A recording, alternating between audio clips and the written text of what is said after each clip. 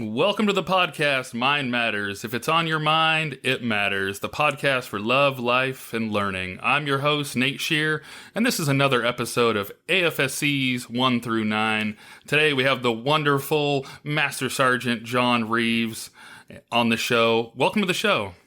Hey, how's it going, Captain? Good to be here. Absolutely. It's a great time. One of my favorite parts of the podcast is being able to hang out with people I love and have some great conversations. It's a little weird that's recorded, but it's still going to be a great time. So initially, we're going to kick off and knock out some of the easy questions. So first question, what is your AFSC? I'm glad we started with the easy ones. My AFSC is 4T0X1, which is essentially clinical laboratory technician. So that is my AFSC. Perfect. You read right into the next one, which is the official title. So that's medical laboratory technician. Awesome. The last part of the three-part question is, how did you find or become interested in 4T?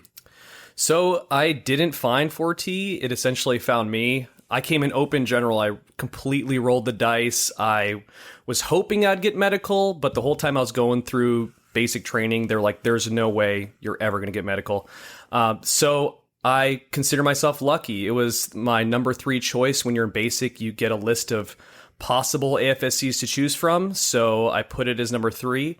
And when I got my actual selection to be a 4T, I was super excited. But then I started reading chemistry, microbiology, all these sciences. And I was like, oh, shoot. I'm not even sure if my ASVAB was good enough to get this FSC, but no, I was very fortunate. So no, I didn't choose it. It chose me. That's awesome. It's really cool you got medical. A lot of people desire that. And I do find it super hilarious, like you mentioned, that there's so many different functions and things that happen in the medical group that are outside of nurses and doctors. I think being in the Air Force, the first assumption, we fly jets. That's number 1. And then 2, you say, no, I work at the med group. And then you're like, oh, cool, you're a doctor or a nurse. But there's so many more people that are important for the operation and functioning of the clinic. So that's great stuff. So we'd like to know a little bit about you. Tell us your origin story. So I am originally from Hawaii, born and raised. I'm from the small town of Mililani. So I lived there for about 21 years, and then I met my wife, essentially, and I needed a job so I could marry her, because her dad, when I asked her for her hand in marriage, he said no. So I had to go and figure out how I'm going to make him say yes. So I didn't join for college or anything else like that most people join for. I joined to get married. So joined the Air Force from Hawaii, went off to San Antonio to Lackland, and that's how my journey started. And initially, it was going to be a 4-year thing, and I was going to get out and get that college money and all that good stuff. But here I am, almost 14 years later, and I've been to Ramstein Air Force Base in Germany, Wright Air Force Base in Ohio, and now I'm in Okinawa. I've been in Okinawa now for going on 5 years. So that's basically how I got here. That's awesome. I would love to know the percentage. I wonder if it's out there. I guess it probably isn't, because it's no way to define what people say when they initially join, but it'd be super interesting to know how many people said, I'm doing the initial and I'm out. Yeah. And that are still here. I know we've heard Chief Bass and multiple other people that were only going to do that minimum. But so moving on, the next question is, what's one lesson you have learned that everyone should learn in their life? What's one lesson that I've learned that everyone else should learn in their life? That is a tough question, because there's a lot of lessons learned. One thing that I always think about is taking care of yourself is really, really hard, and you can really burn yourself out quickly, especially when you join. A big thing that we do is we're told that we're here to serve others, volunteer, get involved. And I think a big thing that I've learned is to take care of yourself. We talked about self-care earlier before the podcast. That's something that I'm still working on, is self-care, because, you're trying to put a lot of people ahead of you, and that's how a lot of us think, right? In the Air Force or in the military in general. But taking care of yourself is probably one of the most important things, I think. Yeah, I think that's a super difficult thing, and I think it's in tune with people that work at the med group. I think if you're drawn to, I mean, even though you were potentially forced into medical, I think you have people that are drawn, the nurses and people that like to take care of people, that's in their DNA to take care of people. So taking care of themselves is always pretty difficult. And they say, one of the worst patients is a nurse or doctor. So that totally makes sense. So we're going to move over to the warm-up. So we got to love a good sports reference. So going to warm up them muscles, get loosened up, and move into more of the fun AFSC stuff. So first question is, what is your spiciest opinion that most people would disagree with? So this is a really hard one. Spiciest opinion. I'm not super controversial. I'm not that exciting in that way, but I guess it would be, you're not special, right? And everyone thinks they're special or they deserve something or that they should automatically get something because they're there. They're present, right? Anything worth having is you have to work for it. You're not going to get put up for an award if you're just sitting there expecting to get something, sitting there, hey, I'm here. Why haven't I gotten put up for an award? Why haven't I been awarded this? Why haven't I been promoted? So that's, I think, if you want to consider it spicy, my spiciest thing is you need to work for anything worth having. You have to work for. Nothing's just going to fall in your lap. You're not special. There's always going to be someone better than you. I mean, even me, I'm 35, right? I was a track star or quote unquote track star in high school. I'm not fast anymore. Now people are faster than me. It's part of life. And so you go at your own pace, you do your own thing, but you have to work towards anything that you want. People aren't just going to hand it to you. Absolutely. So now I got to ask, what are your events or were your events? So I ran the 400. That was my best race because it wasn't too short because I didn't have like that quick speed.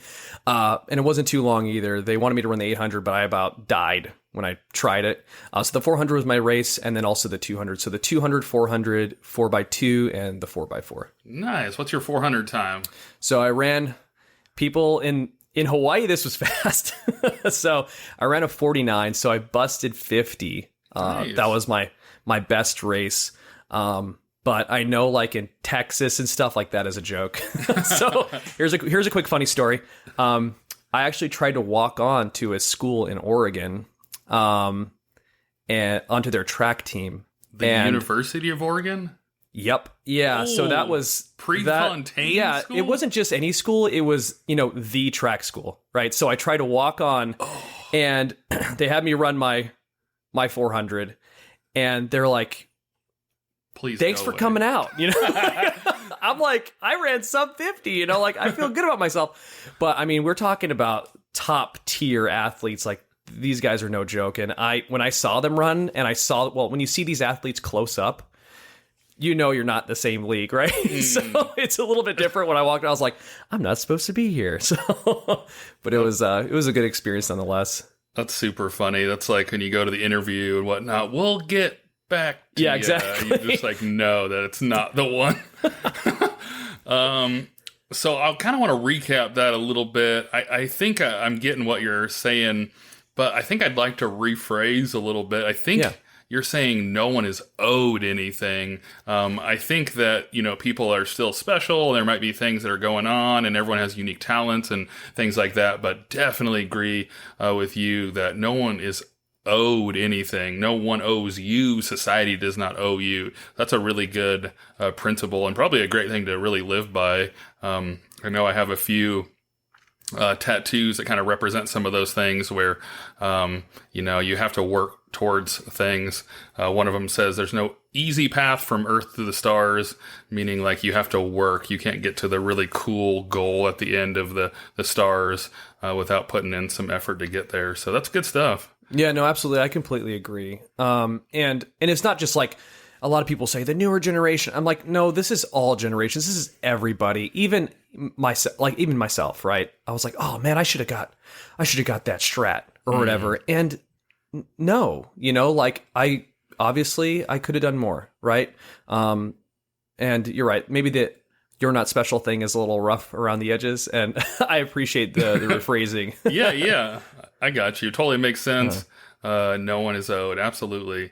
Next question is, what is the most embarrassing moment of your life? Wow, that's a fun one. Yeah, so I have a lot, actually, but no, the most embarrassing moment, and I'm going to lose all credibility here instantly.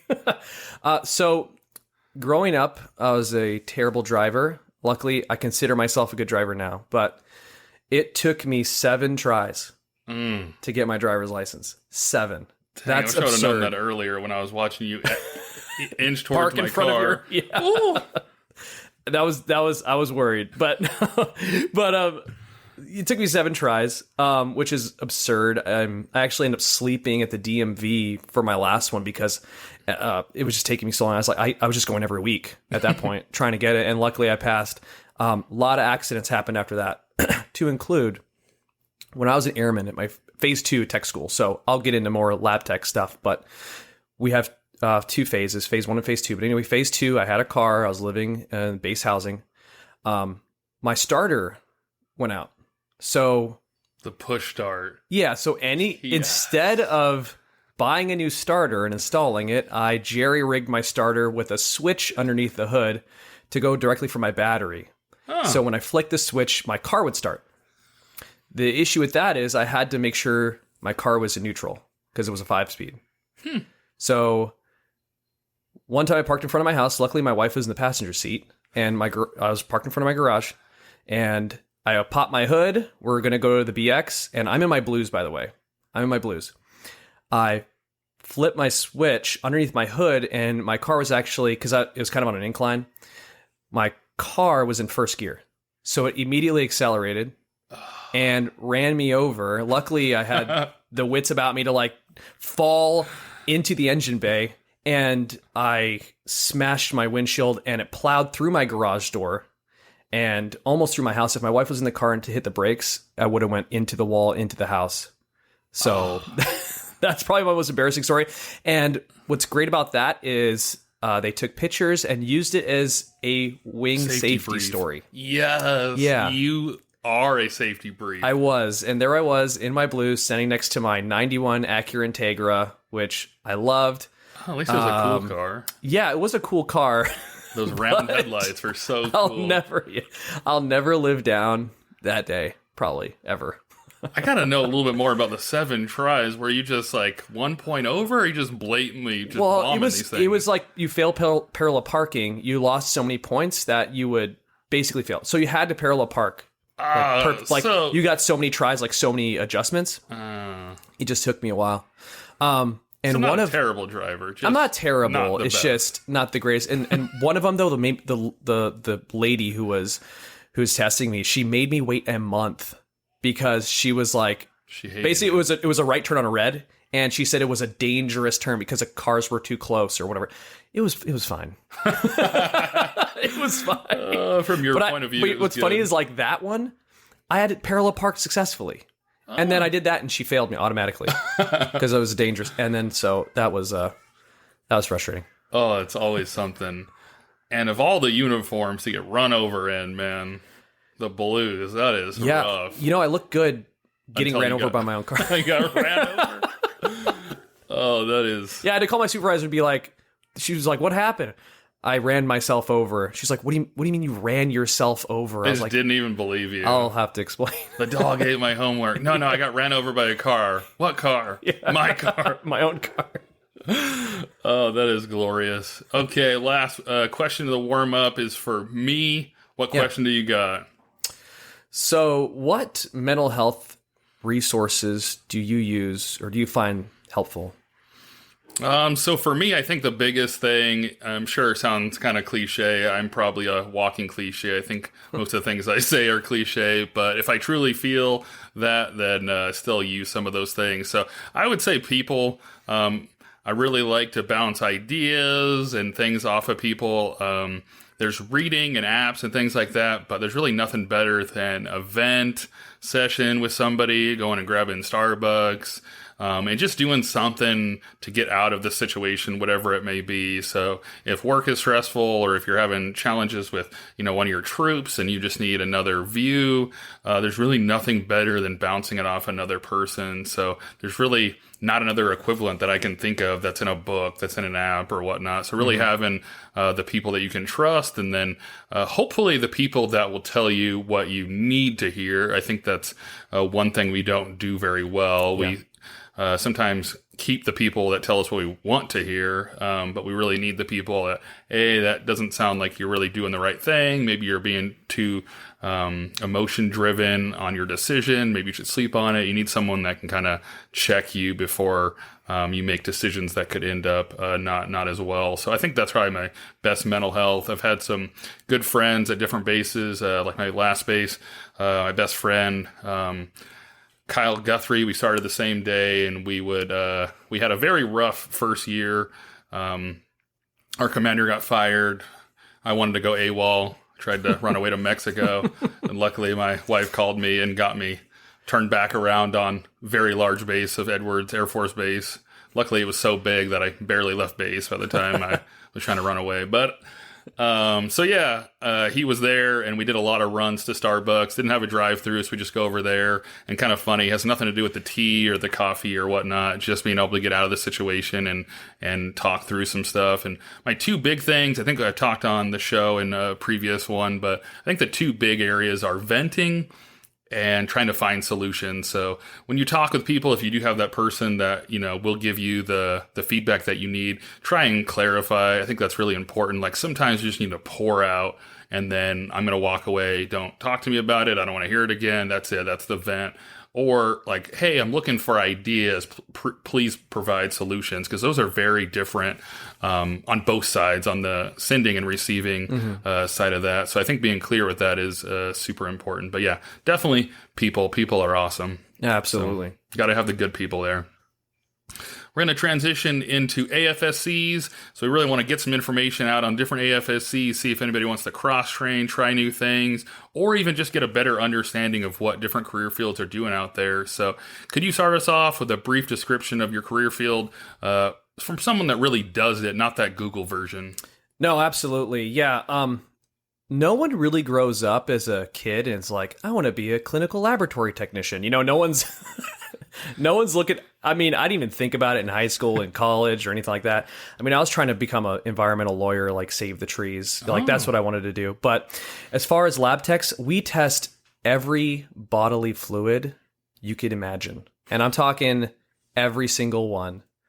Urine, stool, sputum, which is lung butter, like synovial fluid, knee fluid, any joint fluids, cerebral spinal fluid, like we'll test it. And, the lab career field is so critical. And I think after COVID, it's really, really appreciated because we are able to provide doctors with that information that they need to make an actual clinical diagnosis.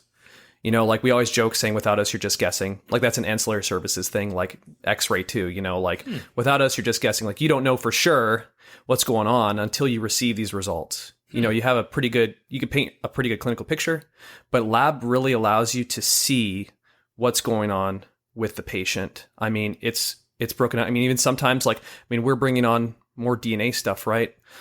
Into our laboratory here at Kadena. And that's like the person's essentially profile broken down. So I think it's the clinical lab field that's basically the gist of it. We test everything you think of to help paint a better picture for our providers so they know what's going on with patients so they can make the best decision for our patients as far as their care. That's awesome. It's awesome to hear how you got all the different pieces that fit into the larger picture. I know sometimes when you're a support, it feels kind of thankless and things like that, but knowing how you fit into the larger picture and confirming some of those things. I know I've joked before, but practicing medicine is the term for the doctors, and they're trying their best or looking up different things, but they need the information to really be able to make some of those decisions. Next question is probably a difficult one. I think this is one that's probably difficult for a lot of different AFSCs, but what does an average day look like for you? I know I get this question a lot when people are considering becoming a lab tech. The lab career field, is this specifically for the Air Force, or is this for just... Oh, yeah, 4T. For 4T specifically. Okay. So what we do in the Air Force is not necessarily what we do on the outside. Our 4Ts, there is asked a lot more of them. So we'll start a normal day, right? So 0700, maybe 6:30, we have to get in the lab before everyone else is in the clinic. We need to do maintenance. And this is a clinic, right? I'm not talking about a 24-hour hospital, but I can go into that if you'd like. But so our clinic here at Kadena. So we get here early before everyone else does. We get our analyzers spun up, which means maintenance. So we open them up, clean them, maintain them, replace parts if they need to be replaced. Once we do all that, we do our QC, quality control, on all of our analyzers to make sure they're operating properly. We check temperatures, we check all this stuff. We are CAP accredited, the College of American Pathologists accredited, which is like the gold standard. So all of our Air Force, DOD or DHA laboratories are CAP accredited. So we have to maintain all this stuff. So after we do our quality control checks and everything like that, then we open up the window, right? So lab techs are not just phlebotomists. A lot of people think we just draw blood, right? So in the civilian sector, a lot of times you have phlebotomists and that's what they do. They draw blood, right? And the MLTs, they're going to do some testing. And the MLSs, the medical laboratory scientists, those are like the 4-year degrees. They'll do majority of the testing. That's like really what they're looking for in the civilian sector. But for us, MLTs literally do it all besides the officer side of the house, right? So they'll draw blood. They'll test everything from low complexity to high complexity, right? So they'll be doing PCR, which is polymerase chain reaction, DNA testing, RNA stuff. So they'll do everything, and they'll also run sections. So here at Kadena, we have senior airmen in charge of sections. So they'll be the section supervisor of chemistry, for example. That's a lot more than an MLT will ever do in the civilian sector. So if you're looking to build a resume, if you're looking to really set yourself apart, you're going to get a crazy amount of experience that only really, really seasoned lab techs or medical laboratory scientists get on the outside. So a lot of times, like, those positions are held by people with 4-year degrees. Here we have our medical laboratory technicians running sections, which is incredible, doing high complexity testing. Looking at, here we have, I think I'm going further than a daily operation, but I can talk forever, so stop me if I'm talking too much. No, you're good. But here we have like 1,200 individual checklist items that we have to maintain for our accreditation through CAP, right? And so all of us have a hand in that. If you're in charge of a section, which our senior airmen are, and our staff sergeants a lot of times in this clinic at Kadena, they have to go through all these things to make sure we're doing everything to a T. There's no TSVs, which are technical supervisors, which are civilians that are in place. We don't have the continuity that you would get where someone's been there for 20 years. A lot of us have been here for 3 to 4 years, right? So there's a lot of turnover. There's a lot of learning. And then so that communication piece, that teamwork, all that stuff is super important in the lab career field. Handoffs are super important between lunches even, right? So what's going on in the lab? This is what's going on. Let me do a nice, safe handoff with lots of information, everything you're going to need to continue to take care of patients. So there's no breaks. And a lot of times we're the last ones to leave the clinic. So people stop seeing patients at what is it? Maybe they see their last patient at 4:00, maybe, because they have to close everything out, close out all their notes, the providers. We don't close our window till 4:30. And then it's packaging everything up that we need to package, maybe for shipping, getting everything processed, then shutting down all the analyzers, making sure everything's cleaned and good to go for the next day. So they're longer hours, right? But what we do is incredible. But the day-to-day operations, it's fun. Like, it's not just sitting at a desk and typing up, paperwork or whatever you're doing. You're actually doing physical testing, all sorts of different testing. So it's enjoyable. I always joke saying, if you can cook, you can be a lab tech. You love cooking, you should be a lab tech, because it's like 3 drops of this. All right, then you let it sit for 1 minute. Then you do 5 drops of this. Okay, then you stir it for this long, and then you let it sit for this long. And so I say it's a lot like cooking. So if you like cooking, lab could be for you, obviously with a lot worse ingredients. But that, hopefully I didn't talk too much, but that is a day-to-day operation, I would say, of what our kind of day looks like. We also have to come in on the weekends. to check temperatures and stuff like that, which at a clinic, you won't see most AFSCs here on the weekend. We also prep for the week over the weekend. We also have microbiology. We're growing bugs. So we need to check up on those things, make sure they're growing. Maybe stuff's coming off the analyzer. We need to see what type of infection does this person have. We'll have to call the on-call doctor. So our day-to-day operations play that critical role in patient diagnosis. That is a lot going on. I want to touch on one thing real quick. I don't want to go too in depth. We've kind of moved on from COVID. Oh, I hate to even say it, but it's a nightmare. I would like to hear briefly how crazy that was and kind of how that looked versus the day that you just mentioned. So I know, I barely know. From the outside, you guys were staying up until 10, 11, 12, inputting results and things like that. Could you just kind of briefly touch on the craziness that was COVID? Oh, man. And COVID was different out here. We're a U.S. military base in Japan, but in Okinawa, right? So we're detached from Japanese mainland. So there's a whole lot of stuff that went into that. We were one of the first locations to actually get testing or validate testing for COVID. So we leaned forward. We trained our Navy partners. The amount of testing was absurd. We were the sole test site for a long time, especially for travel.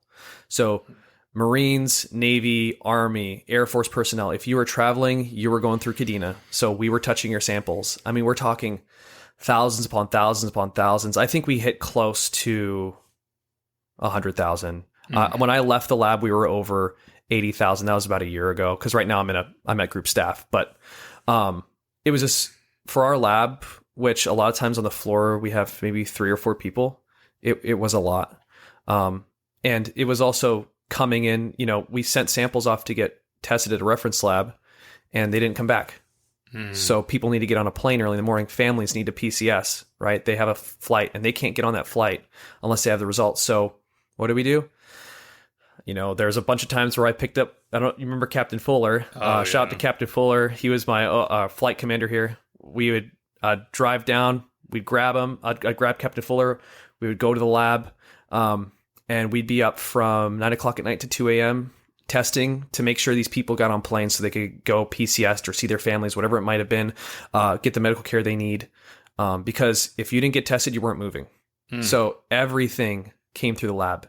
Everything, special operators, reconnaissance missions, everything that was getting on a plane, getting off the island of Okinawa came through the lab. So we played that critical role. So at one point I had a fold-away bed in my office.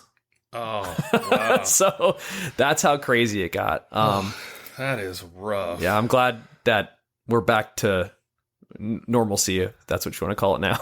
It is slightly funny to see all the memes and everything on my Facebook page in March. I guess every March, all those pictures are going to come back up as Facebook memories of people wearing crazy stuff on their head and whatever else. But moving on to the next question, would love to hear some of the parts of your job you'd like to highlight.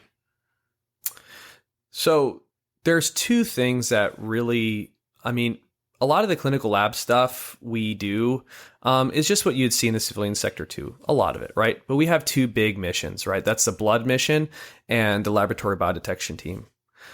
So the blood mission, we supply blood products to our wounded warriors downrange. We have, here on Okinawa, we have the Armed Services Blood Banking Center. That's a naval, it's not a naval asset, but it's on a Navy base, and it's a joint thing, right? So you have Army logisticians there, you have Air Force lab techs, Naval corpsmen, everything operating out of there. But it's a big thing for us Air Force lab techs because it allows us to really affect the warfighter directly. We provide that life-saving blood. We collect it, we process it, we send it to wherever it needs to go to provide that life-saving blood. And I can't stress enough how important that is and how big of a mission that is for not just the Air Force, but for the DHA. And the other thing would be the laboratory biodetection team. So here at Kadena, we're the sole laboratory biodetection team. We can test for all sorts of biological weapons that could be used against us here on island, as well as a few toxins. We have 2 different types of analyzers. I'm not going to go into the weeds on it, But that really allows us to, help defend and support this area and allow our mission commanders to make decisions based off of the results we receive. So, for example, someone gets sick in this sector, we identify that it was an anthrax attack, right? We can tell if it's been weaponized, essentially, by the testing we perform. The wing commander can make a decision based off of those results. Should we shut down the whole base? I mean, what do we do? He won't know what to do until we say, this is what we have going on, right? I mean, it's presumptive, but those presumptive results are enough for a wing commander to make those decisions that need to be made to continue the mission. That's pretty important, and definitely a direct connection there to the wing commander, which is pretty wild. Another thing I was going to touch on a second ago, but it flew out of my brain, but then it ended up flying back because that's how my brain works. You guys also do testing for aircraft incidences, right? Yes. Yeah. So an aircraft lands really hard or something crazy happens, God forbid, right? We will be involved in that. And that's on call whenever it happens. 24/7. Yeah. So also any DUIs, ARIs, we get called for those as well to test those individuals to see if they indeed had something in their system that could have caused them to crash, whatever it may be, or like with the aircraft incidents, cause the aircraft to malfunction, cause the pilot to land improperly, whatever it may be. We do those testing, and I mean, and sometimes it'll be, there's like maybe 2 pilots, right, and like a crew of like, I don't know, 3, 4. But we will test every single person sometimes who's touched that plane, all the maintainers. One time we had like 60 something people come in. Jeez. Yeah, we also had when I was at Wright Pat, we had one of the Blue Angels crash at Wright Pat, so we had to test them as well. That was wow, an intense situation. Luckily, the pilot was okay and everything, but we had to test everybody to see, was there anything that they don't see that could have happened, that someone made a bad judgment call because they were under the influence, right?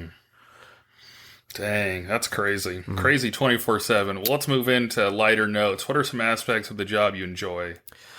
I mean, every medical person is going to say this, but helping people. And for us, it's not just the patients. Like, yes, the patients, like seeing the patients, like I said, our MLTs actually draw blood too. We have the customer service aspect of it, making sure we take care of them. But it's also our internal customers, helping our nurses, our doctors make those clinical decisions by providing accurate information. So there's nothing better than helping people. I remember I think I was a senior airman or a staff sergeant. I can't exactly remember. It's kind of a sad story, but the patient got what they needed. So I was there late by myself. Well, with my OIC was still there, and I saw some weird looking cells. And those of us, if you're a lab tech that's listening, like, you know what I'm talking about. Like, those are, you're like, this looks weird, right? Turns out that, because I was there, I stayed late at night to process this 7-year-old's specimen. He came in after 4:30. They knocked on the door. Mom was like, "I'm sorry, I tried to get here. He's really sick." It's after hours. They got let in the building. Whatever. I'm going to draw their blood. They're at our door, right? So, draw the kid's blood. Look at flags on our complete blood count analyzer, right? Which looks at all their cells. And so I need to do a manual. I need to look at his cells underneath the microscope. And what I saw was just these crazy cells, right? So I look at it, and then call my OIC over, and she's like, "That's not good." Call the pathologist. Pathologist actually drives down from launch duel. Sure enough, the kid had cancer. So undetected before. First time it was identified, and the child was able to get treatment. And the mom came back and was just, she just found out her child had cancer, but she was super grateful that we found it, so early. Right. So that was like that type of stuff. And I was a young airman, was a big, heavy hitting thing for me, because a lot of times you go through your day just monotonous, sometimes it's like any other job. You do your thing day in and day out. You do a good job. But it's moments like those where you're like, wow, my job is important. And this is saving people's lives, So I'd say that's one of the best things about my job. It's funny how those always seem to happen at some random moment. You can't ever plan or know. I know I had one when I was in contracting. I had moved over from air traffic, and I was away from the flight line. It was a little less action-packed and sexy. And so after a year or so, people were saying, oh, you just fly the desk and you're admin. All we do is file paper. And I knew that it was pretty cool at first, but when people are saying it over and over, you're like, okay, I just file paper. But I remember this one time, flew in to David Grant, the massive hospital there at Travis, with my daughter. She had a temperature. Things just didn't seem like they were going very well. We flew in. They hooked her up to this machine that took her vitals. And as soon as the vitals came out, the provider that was there was able to say that she was okay, but, this or that was going to happen. But that sense of relief knowing that, kind of what was going on and where we could move forward felt so much better. And I glance over and realize the machine that she was hooked up to, I'd bought previously in the year from contracting. And so even though it's just processing paper, it's just whatever, term you want to put in there, I had, signed that and got that squared away to be able to have that in there. And so a rush of emotions goes through your body and whatnot, because then you're realizing other family members that show up to the hospital that need that reassurance and need that feeling of comfort. Moms and dads and fathers and sons and daughters and whatever it may be are getting that same feeling. Okay, well, it's not great. They're gonna need some antibiotics or whatever it is, but they're gonna be okay. Mm-hmm. And that sense of relief after just processing paper is super important. Really, I had a great commander. He always recommended us get out and see the things we were buying, which is a super good thing. If you are in a support realm, trying to get out and see the things that you're pushing out is super important, seeing the larger picture. Yeah, I think a lot of us in support roles, like we got, in that mindset sometimes we were like, what am I doing? Like I'm not tip of the spear, whatever. Mm-hmm. You hear that, right? You don't realize how important your roles are until you're needed, like COVID, for example, or without that machine, right? None of those people would have been treated, or none of those issues would have been identified. Yeah. So like, even for like the lab, for example, like we clear, not just us, but we play a part in clearing people for deployment, making sure that they're good to go. Once again, you're not going to deploy unless you get those lab tests done. So that's another thing that kind of reminds you that what we do is important. Getting people downrange. Absolutely. So they say not the tip of the spear, but it sounds pretty close to the tip there. What are some aspects of your job that are a little less desirable? Got to tell the good, bad, and indifferent. Yeah, here. I'm not going to sugarcoat it. I mean, the hours can be long. We're not, how people are like, we're going to close for an official function because so-and-so had a whatever. Yeah, no, you're not closing for anything. That's not a thing. Like we are going to remain open. If we're closing, if we're going to have a function, someone's going to be back to make sure that blood is being drawn and patients are being tested, because if that's not happening, patient diagnosis is not happening either, So yeah, we don't close for official functions. If the wing sometimes has stuff like, and everyone's shutting down, then that's a different story.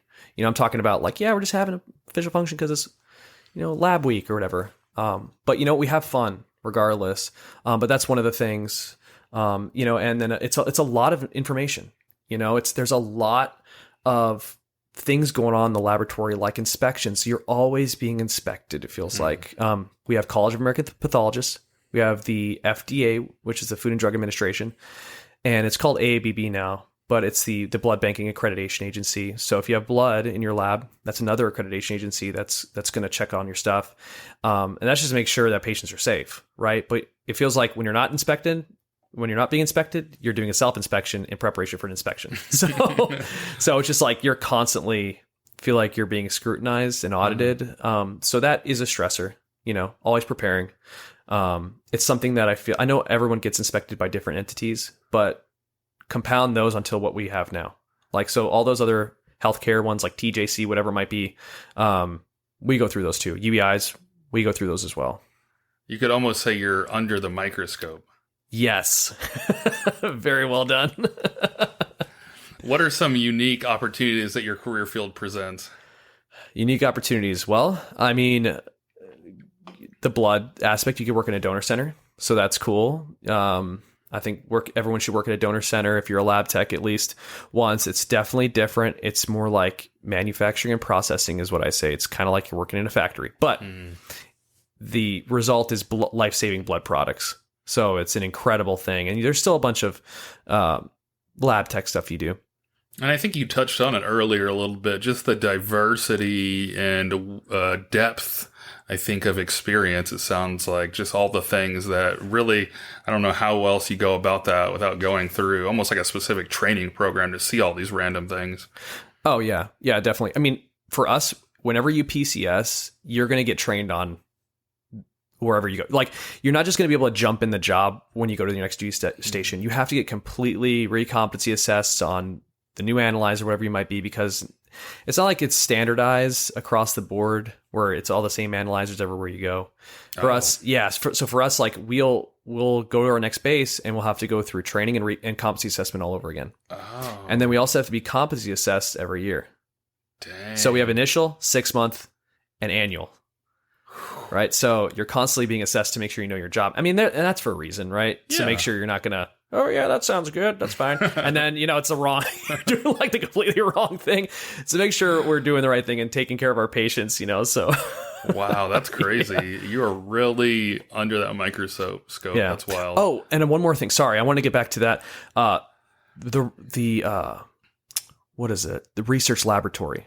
So at Wright Pat, man, research is so cool. Like they got to go TDY, put these patches on seals and see like what their sweat looks like. I mean, crazy stuff, right? I even did this thing called the Strong Study. Super cool. So I think it was like 3 months long. They did my BMI. I'm not going to go over it. It was sad.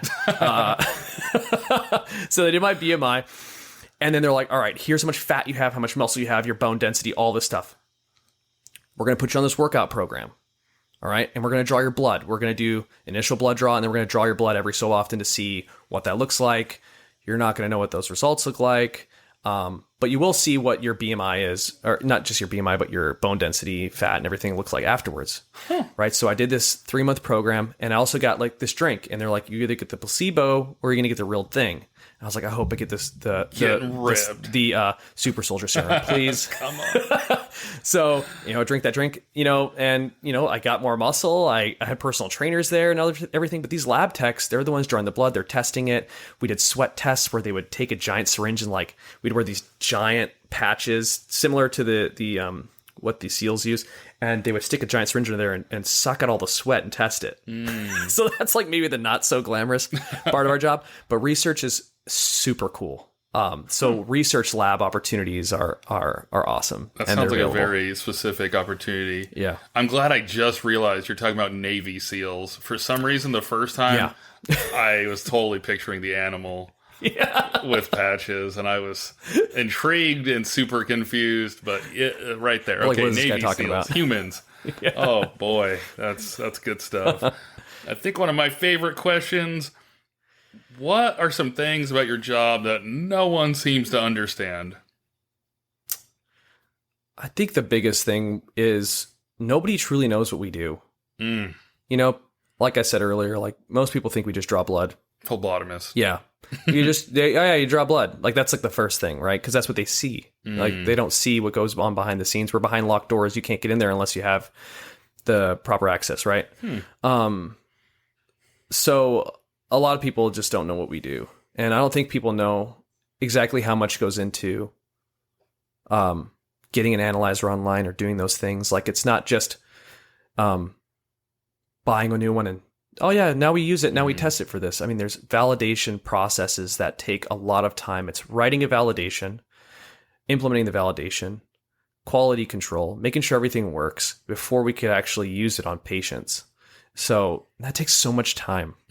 It's that's one thing that you have to constantly explain to people, as well as like a lab tech arrives. All right, you guys are fully manned. No, that person needs to get spun up. It takes months for this person to get fully trained and competent. I can't just put this person on the bench because that's a patient safety issue, So, that's a big thing is because, for example, a logistician, they could probably go to their next duty station and hop right in. Maybe a few like, here's this, is this. And this is an assumption, obviously. So please correct me.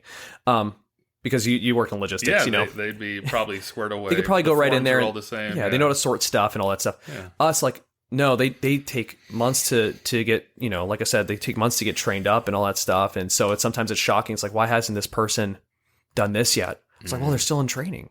They're still learning how to do their job here at this next base. So yeah, and I would venture to guess, maybe reaching too far, but if anyone's seen too many episodes of CSI, I'm sure it looks pretty easy. You're just using the pipette, you're filling some stuff, you're throwing it in a machine, and then, the sweet results just pop out of the machine. So I'm sure that's super misleading, and almost everyone has seen at least one episode of CSI. Oh, yeah, and it's a detective. They're the ones, or they give it to the person, like they put on here, it spins around like, yeah, this is the person. That's who it is. It took 5 minutes, and we know who this person is now with this magical DNA machine. Like, the DNA machine. Yeah. What's one piece of advice you'd give to someone starting out in your career? When you first start out as a lab tech, you're not doing the awesome shifts. You're not working the awesome shifts. You're working nights probably. You're doing ward rounds early in the morning, and patients that you're going to be drawing their blood are not probably the happiest patients in the world. So one thing I implore new lab techs is to stick with it. See what's outside. I mean, you're going to be a worker bee just like everybody else in every other AFSC is, right? You're not going to work those glorious shifts that are, and I'm just working days. It's really nice. Now at clinics, it's different. Like you probably will, but stick with it. We tend to lose lab techs based off of their first duty station, their first experience. I think that's kind of the same around the Air Force, so I always say, don't let your first base make the decision as to whether you're going to stay in or get out. Right. Because that's one experience. Like or your first supervisor. Right. Because sometimes like my supervisor's terrible, whatever, I want to get out. And now you've lumped all supervisors into this, how this one person is.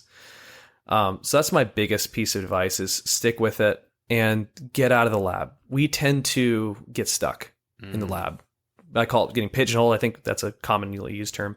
You get stuck in the laboratory and you don't get out, and nobody sees you because we're in like the basement somewhere. There's no windows, and nobody can get in there because they don't have access. So they don't see you. So a lot of times I feel like hurt ourselves by not getting out and getting to know people and reach out. I mean, loggies are going to every section. You're talking to everybody. Other FSCs are, they're walking around. They're bringing samples to the lab. They're going here. They're going there. So they get maybe more face time just because it's the nature of their job, right?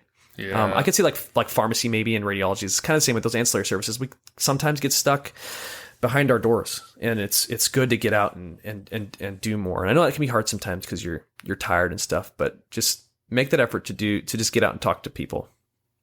Yeah, that's good stuff. That's definitely one of my favorite parts, I think, of being MSc, being able to rotate and try new things. So definitely getting out is super good.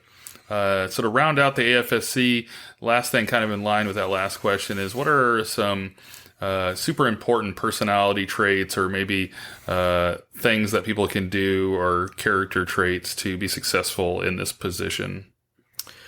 I'm basically everything a lab tech shouldn't be. So if I could do it, anybody can do it. But honestly, anyone can do it. If you can cook. Yeah, if you can cook, you can be a lab tech. But it's just organization's key. Being able to multitask is important because a lot of times you have like multiple timers going off. You learn how to do things efficiently. So that's super important. Just learning how to, and you're going to find your own way. People are going to show you how to do things, but you're going to find your own little niche way of how to do things faster without obviously like turning 5 minutes into 3 minutes or whatever it might be, right? Like you don't do that. But, those ways of making your life efficient to make life easier for you, is going to be something that you're going to want to pursue in the lab career field. Yeah. Awesome. Good stuff. So the core of this podcast is really getting after mental fitness, that ongoing conversation on having difficult conversations, breaking the stigma, and really just being able to have these conversations on things that, we've had trouble with or things that have gone well. So in every one of these episodes, even though we're touching on some AFSCs, we're going to be weaving in some mental fitness topics. So the next one we got up, or the first one for mental fitness is, what's the biggest challenge you've overcome in your mental health? Biggest challenge I've overcome in my mental health. So I want to say that I'm I'm hard on myself a lot of times, and I'm always performing at a certain level of stress and anxiety. Right? I'm always stressed out or maybe worried about something. But I feel like sometimes that helps me perform. And that sounds weird, but sometimes that anxiety and stuff like helps me perform because I'm like, I need to do a good job. I am not a perfectionist. If you've seen my MFRs, like, you know, I've never seen one. You know, sir. Like, I'm not a perfectionist, but I strive to put out a good product wherever I go. Like, so that's a huge thing that I've had to overcome was like, I beat myself up. I beat myself up a lot. I mean, you hear me say it all the time, and I try to tell myself that's not true. I'm like, oh, I'm stupid. You know, like that verbal self-harm, if you want to call it that. Like I do it all the time, and I do it in front of a lot of people. So, I mean, not only are you saying it out loud, but now like when you say it about yourself, like people are going to be like, oh, well, yeah, he's stupid. I mean, you're saying you're stupid, so I'm assuming that you know you better than anybody else, and so you must be stupid. But no, so that's one thing I do is I beat myself up. I break myself down because I feel like I'm not performing at a certain level. That was like the hardest thing to overcome and to be more positive and just tell myself that that's okay. It's okay to make a mistake. It's okay, you know, because a lot of times it was like the one mistake Air Force thing, not just with alcohol and stuff, but with, you know, you get tasked with something, you screw it up. No one's going to ask you to do everything ever again. Yeah. And I don't necessarily think that's the truth. Maybe with some leaders, but for the most part, most people are pretty understanding. And as long as you're forthcoming and letting people know, hey, this is what's going on. Yeah, I messed up. I'm going to fix it. Most people are okay. So that was the biggest thing I had to overcome was like beating myself up and breaking myself down. Yeah, I think the two pieces of advice I would throw out, not that you asked for it. I'll take it. Would be one of my favorite books is Fierce Conversations by Susan Scott. Great book. She's a consultant. She flies into these different businesses and has the difficult conversation that needs to occur within the company, but no one will. The partners won't. Sometimes the partners are friends. The one example she uses is two fishing boats, and they work for the same company, but they're sabotaging each other and not getting as much fish. And then she goes in, tells them to stop being silly, and has those difficult conversations between the two partners. And then she leaves and does the recap, and they've, you know, collected more fish than they ever have in the past. And all they had to do was work together. But one of the quotes, one of my favorite quotes from her book is, we have conversations all the time, and sometimes they involve other people. And so what she's saying with that is we have a lot of inner dialogue and monologue and things like that. So we're constantly talking to ourselves, what we want to put on to wear for the day, what if we want to turn left or right down the hallway, you know, those are always occurring. So we need to make sure we're hopefully having good inner monologue with ourselves. So I challenge you to maybe talk better about yourself. You do some great things. And then the other part I would put in there makes me think of the interview with Chief Woods. I went in to that podcast. I had a shaky voice for the first two questions, like I was telling you earlier.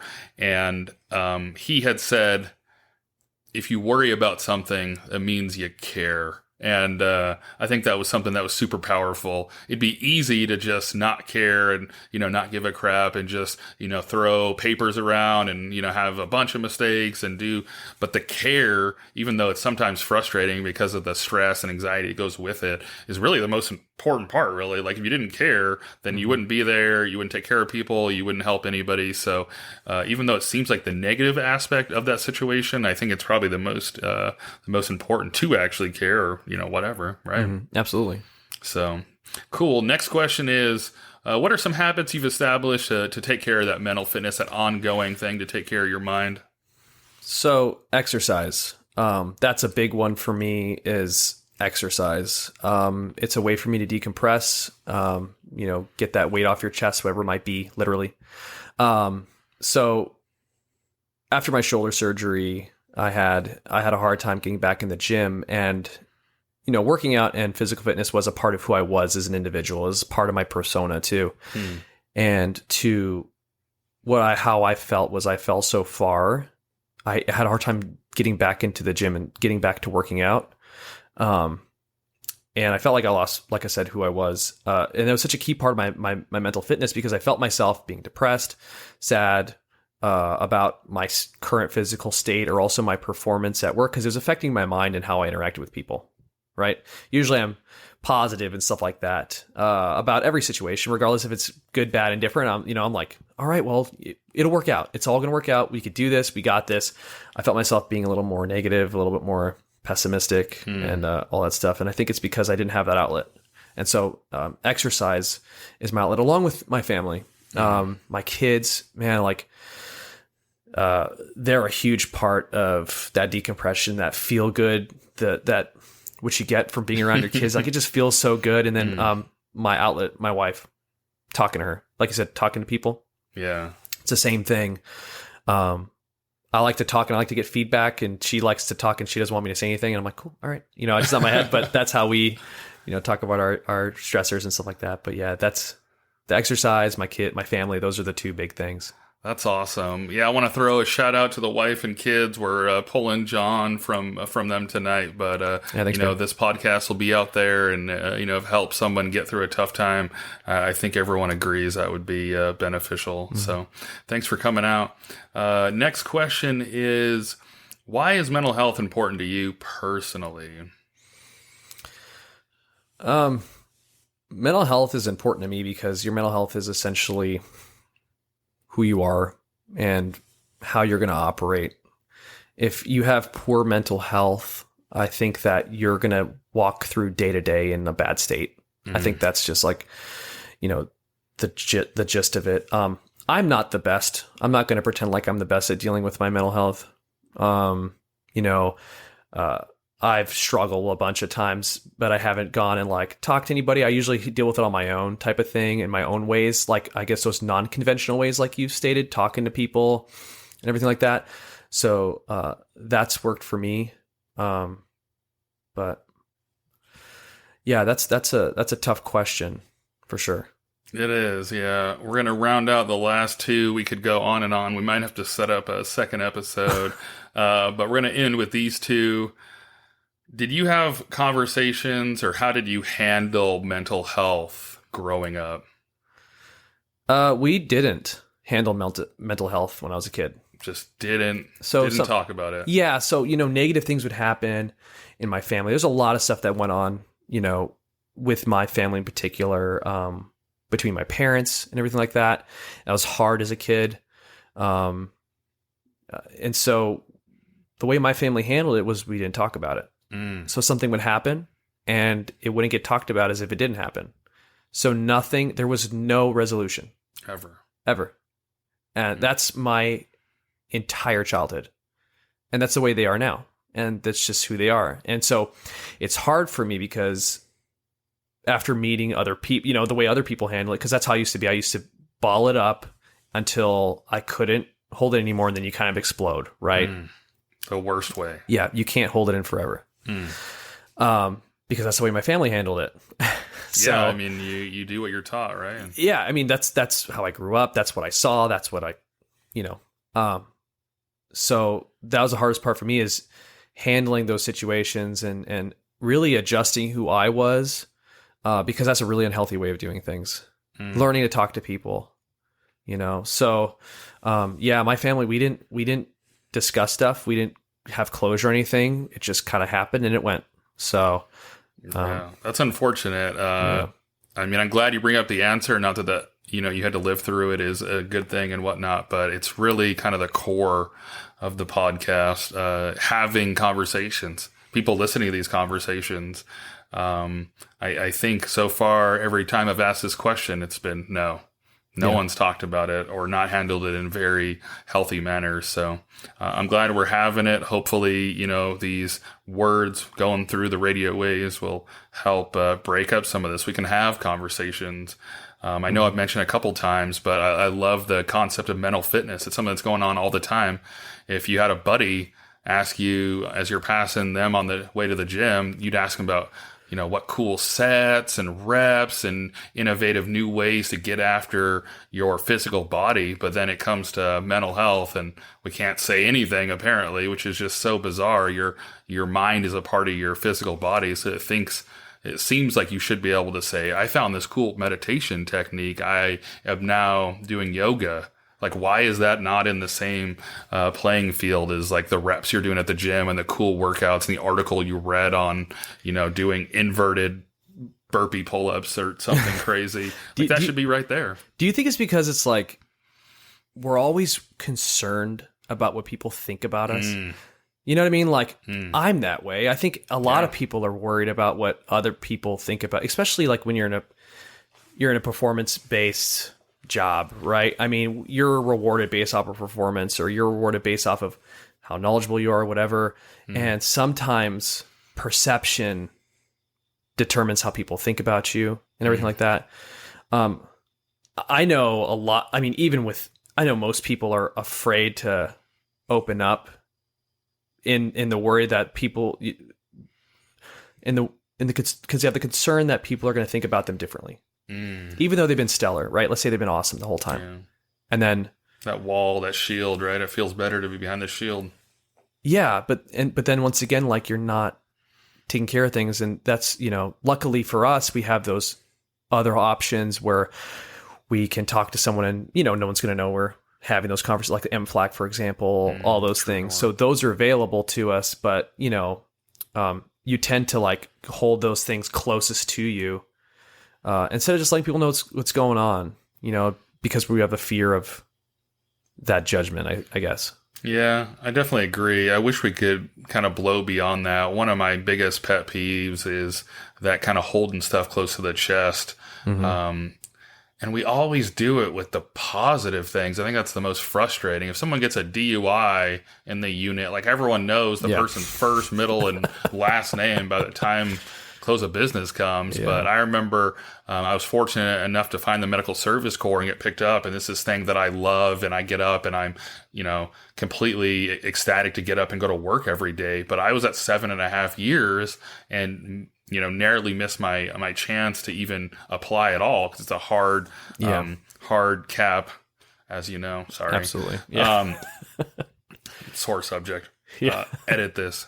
But I was just super glad to find it, and no one talked about it. So it's like, when there's good opportunities out there, it's like no one talks about it, because this thought process, if I keep it, it stays with me.